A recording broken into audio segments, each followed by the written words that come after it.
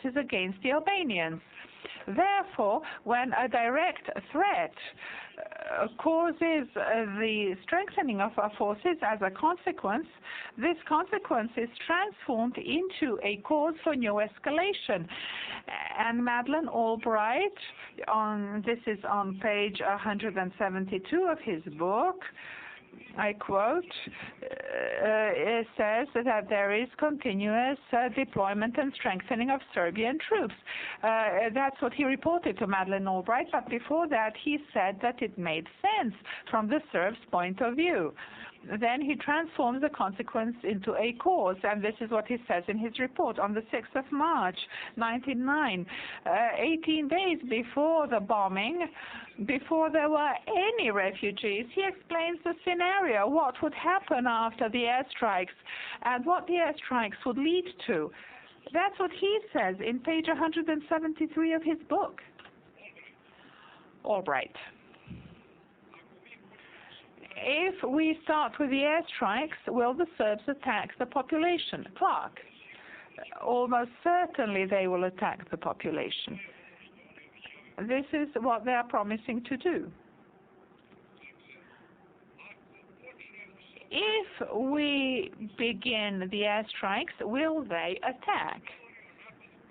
And he is talking about the attack, and not in the past tense, but as something that is to be expected as a consequence of the airstrike. Will the Serbs attack if the airstrikes begin? And he says almost certainly they will.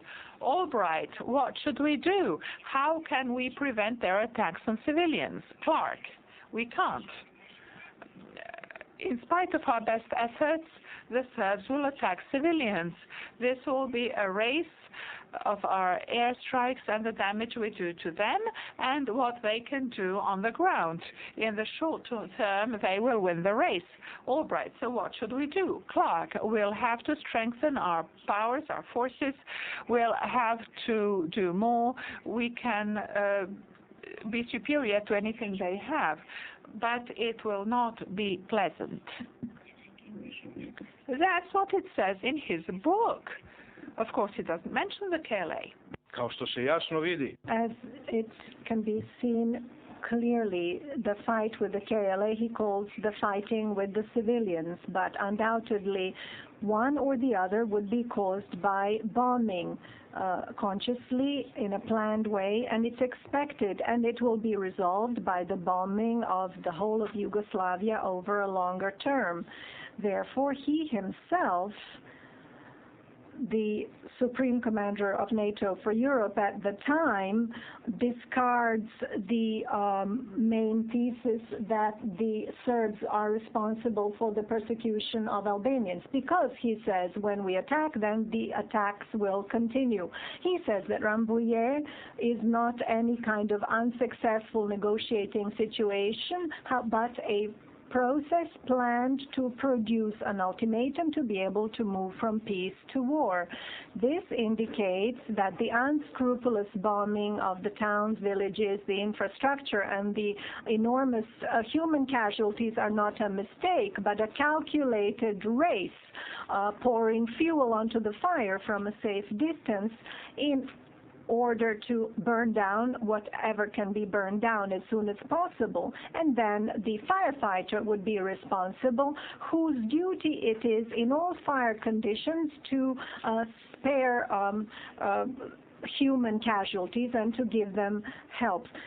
He says that he planned the air operation against Yugoslavia, and he wanted to be able to introduce NATO to Kosovo. I expect when he's issued the summons to come and testify here, we will see whether you think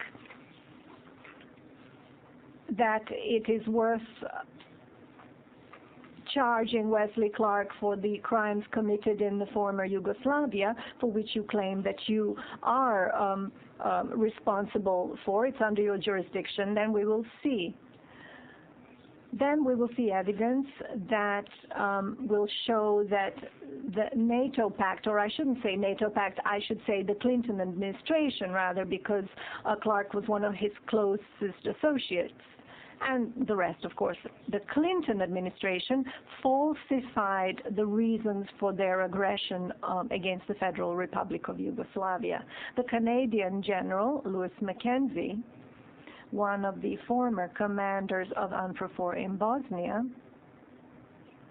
in his text of the 6th of April 2004 in the Canadian Daily National Post asserts, I quote, NATO decided on the action, although no member of the NATO alliance was in danger. It was decided to bomb not only Kosovo, but also the infrastructure and the people of Serbia, and this without a resolution of the United Nations. I continue to quote.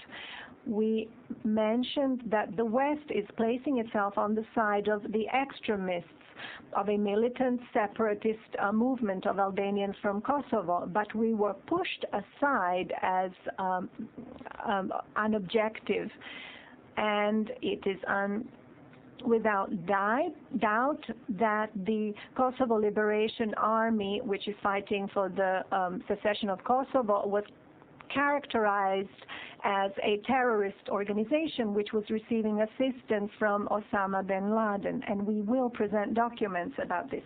Mackenzie continues, contrary to what this illegal prosecution insists on in their unfounded indictment, he says, all the information served to cover or justify the bombing of Serbia turned out to be serious forgeries.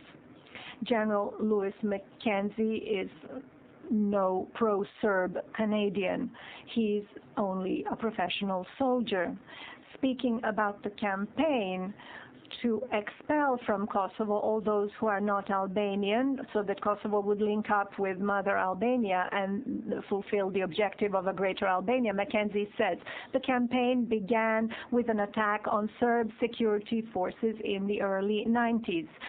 Milosevic's strong response to these attacks were managed to be used by Albanians to get sympathies from the world for their objectives. Quite contrary to Western claims, the genocide did not happen.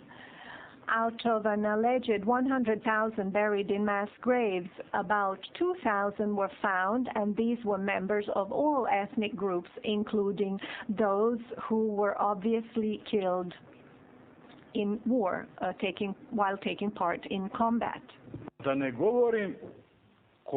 Let us not even speak about how many of those were killed by the KLA.